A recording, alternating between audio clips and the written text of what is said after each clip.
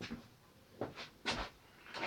suis toujours en train de m'imprégner de ce livre dirigé par Jean-Yves Lacoste, Histoire de la théologie. Et effectivement, ça me travaille. C'est une très bonne histoire, très complète, très riche. Et voilà quelques réflexions qui me viennent, non pas par rapport à ce que j'ai lu, mais ce que ça m'a inspiré en quelque sorte. Il faut bien comprendre que dans le processus de la création, il y a deux rôles, deux positionnements. Le créateur principal, le premier, primordial, et puis tout ce qui vient, émerge en aval. Et tout ce qui émerge en aval, on peut dire que ce sont les enfants du créateur, quelque part. Il y a une filiation, forcément. Tout ce qui ressort de la source est de l'ordre de la filiation. Par conséquent, il est clair, que ce soit clair pour tout le monde, que lorsque je parle des dieux d'Israël, c'est pas le Dieu primordial. Ce sont des dieux qui sont eux-mêmes, quelque part, qui émanent de ce Dieu primordial. Tout comme Jésus, de cette manière, est le Fils de Dieu, il émane de ce Dieu primordial. Alors, moi je préfère garder l'expression Fils de Dieu pour la catégorie, disons, des entités divines ou supérieures. L'idée que l'homme soit fils de Dieu, c'est une expression qui me paraît un peu abusive. Par contre, elle est extrêmement précieuse pour décrire la théologie inférieure, si on veut. Et les dieux d'Israël, les dieux d'Abraham, d'Isaac et de Jacob, sont des dieux inférieurs. Et le peuple hébreu a une alliance avec ces dieux inférieurs. Et non pas avec un dieu primordial qui, de toute façon, est un être abstrait qui correspond à une sorte de structure, de plan universel, très éloigné finalement de notre terre, de notre humanité. Notre humanité a affaire à des dieux inférieurs. Et puis alors il y a une troisième catégorie qui sont aussi des dieux, mais des dieux qui pourraient être humains d'une certaine manière, mais d'une humanité extraterrestre. Et donc qui seraient également les fils de ce Dieu primordial, bien entendu. Mais sous une forme plus en chair et en os qu'une forme d'entité. Mais enfin, tout ça, c'est assez complexe. L'idée principale, c'est que Israël, les dieux d'Israël sont des dieux inférieurs. Et j'emploie le mot inférieur, pas dans un sens négatif, dans le sens négatif, inférieur, parce que ce n'est pas le Dieu primordial, ce n'est pas le Dieu suprême, c'est le Père. Et d'ailleurs, Jésus lui-même est un Dieu inférieur. Et à ce sujet, je voudrais dire qu'il me semble que l'idée d'un Jésus, fils de Dieu,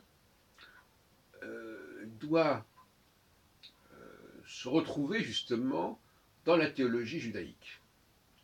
Et justement, dans cette théologie des dieux d'Abraham, Isaac et Jacob. Et c'est probablement des éléments qui ont dû disparaître en cours de route, mais qui réapparaissent avec le personnage de Jésus. Donc Jésus, finalement, ce qu'il dit de lui, on pourrait le dire aussi bien, quelque part, de ces dieux qui ont fait alliance avec Abraham, Isaac et Jacob, les dieux des ancêtres. Donc c'est une... Bon, alors, cela dit, Jésus s'est fait homme, il est un homme avant tout, un homme dont on ne peut se demander s'il est vraiment né d'une vierge fécondée par quelque forme d'ange, ou s'il est vraiment le fils de Joseph, ou en tout cas s'il est vraiment dans la lignée de David, ça peut aussi se discuter. On veut surtout qu'il corresponde à la prophétie d'Isaïe à ce sujet. Bon, maintenant, est-ce que c'était vraiment la réalité? On peut s'interroger. Donc, cette proximité de Jésus, et de la Vierge d'ailleurs, parce que finalement, par-delà le fait que ces personnages ont ou non existé d'une manière ou d'une autre, ils font l'objet d'un culte, un culte qui peut exister aussi, parce qu'après tout, après la mort, on peut très bien, ils peuvent devenir eux-mêmes des entités. Donc ça, c'est le domaine du spiritisme, c'est assez complexe. Mais à mon avis, on ne peut pas dégager la théologie du spiritisme, c'est absolument inconcevable. C'est vouloir, on ne peut pas se contenter de philosopher, il faut parler aussi du monde des esprits. Autrement, on parle dans l'abstrait, on parle dans le vague. Donc il y a une alliance entre le peuple hébreu et, et des entités, des sous-dieux, comme je dis. Et quelque part, il serait quand même souhaitable que les Juifs réorientent leur culte dans ce sens. Et paradoxalement, ça les rapprocherait quelque part de la sensibilité chrétienne. Ce que je viens de dire tout à l'heure, que cette sensibilité chrétienne, elle est elle-même compatible quelque part avec la question de ce culte, de ces dieux, de ces sous-dieux, de ces dieux inférieurs. Et il faudrait réactiver la théologie juive, enfin en tout cas la spiritualité juive, dans ce sens. Car Jésus, je répète qu'il est d'abord un être juif, qui appartient au monde juif, et que personne n'a le droit de se l'approprier en dehors des juifs. Pour moi, c'est extrêmement clair là-dessus. Ce Jésus, il nous rappelle justement qu'il y a un monde inférieur, le monde des fils de Dieu. Et alors, c'est peut-être maladroit, on pourrait discuter sur la façon dont il se présente, etc. Mais ce que je retiens avant tout, c'est la nécessité absolue pour les Juifs de rétablir le dialogue et la prière vers ce monde des dieux inférieurs, vers ces dieux de leurs ancêtres, notamment si ces dieux inférieurs ont été capables d'incarner la nouvelle alliance. Car cette nouvelle alliance, elle dote depuis déjà plusieurs siècles les Juifs de capacités particulières qui ne peuvent s'acquérir par l'acquisition d'un savoir quelconque, comme il est dit expressément dans Jérémie 31 et dans l'Épître aux Hébreux. Donc là, c'est un héritage, parce qu'on parle de filiation, c'est un héritage absolument extraordinaire, et qui explique pourquoi, depuis quelques siècles, les Juifs ont fait preuve d'un génie particulier dans des domaines extrêmement divers, en dehors de toute considération religieuse. Et ça, ce que les gens n'arrivent pas à comprendre, c'est que finalement, être juif, ça n'est plus de l'ordre de la pratique religieuse, et que par conséquent, on ne peut pas se convertir au judaïsme, on ne peut être juif que par la génétique. Et la Shoah, qu'on le veuille ou non, elle ne s'y est pas trompée, et elle n'a jamais pensé que la judéité du XXe siècle se soldait par des questions religieuses. C'est pour ça qu'on a envoyé à la mort des gens qui n'avaient absolument aucune pratique religieuse, et qui n'étaient même pas forcément juifs, de pratique et qui avaient déjà été convertis, mais la conversion ne suffisait pas à échapper à la mort. Donc, vous voyez bien que là, nous sommes dans un renouveau complet de la théologie et de la spiritualité juive, avec la idée d'invoquer justement ces dieux, Elohé, donc une nouvelle prière, où surtout laisser tomber complètement l'histoire de Yahvé, etc., que ce Yahvé, ce Jéhovah, c'est vraiment le principe premier, le principe primordial, le Père.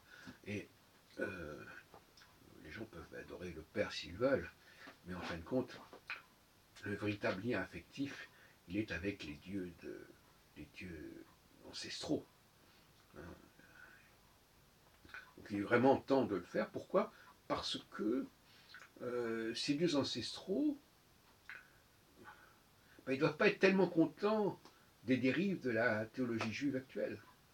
Ces dieux ancestraux qui ont voulu sauver, qui ont cherché à sauver le peuple hébreu, les Hébreux qui ont adoré le Père au lieu d'adorer les Fils, je pense que ces dieux n'ont pas dû être particulièrement contents. Et force est de constater qu'ils n'ont peut-être pas fait tout ce qu'ils auraient pu faire pour sauver les Hébreux de leur captivité en Europe, sous Hitler.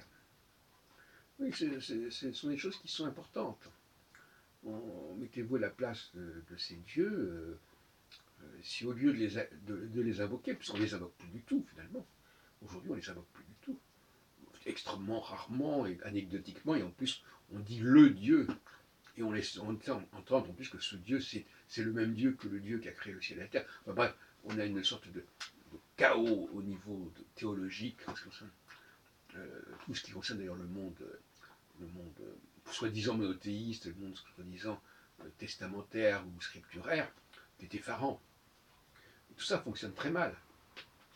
Donc cette théologie, elle fonctionne mal, et paradoxalement, c'est du côté du christianisme qu'actuellement, il y a quelque chose qui se rapproche le plus possible de ce culte des dieux ancestraux, puisque quelque part Jésus est le porteur d'une très ancienne théologie juive qui, elle, s'intéressait beaucoup plus au Fils qu'au Père. Et c'est pour ça d'ailleurs que c'est ça qu'on retient. Donc finalement, Jésus aurait réactivé une théologie du Fils, qui est finalement le Fils étant tout simplement celui qui n'est pas incréé, mais qui est créé par le Père, par la force des choses. Alors je sais qu'il y a un débat théologique très ardu qui a eu lieu dans les premiers siècles de notre ère, sur la question de savoir si Jésus était de la même nature que le Père ou pas. Enfin, il y a tout un débat là-dessus avec l'hérésie entre guillemets d'Arius, etc. Bon, mais de toute façon, les Juifs, eux, ils doivent adorer les dieux inférieurs de leurs ancêtres, ils doivent les invoquer. Ça ne les empêche pas de féliciter, d'invoquer aussi le Dieu supérieur qui a créé tout ce qu'on voudra, le pain, la vigne, etc. Mais qu'on ne mélange pas les deux catégories. Ça ne convient pas ni pour les uns ni pour les autres. Donc, ces dieux d'Israël, ce sont les fils, par la force des choses, les fils créés du fait de la dynamique de la création. Et ce sont ces dieux-là que les hommes doivent adorer et doivent aimer, et non pas les dieux, le Dieu unique, le Dieu premier, etc., qui se situe sur un tout autre plan. Voilà ce que je voulais vous dire.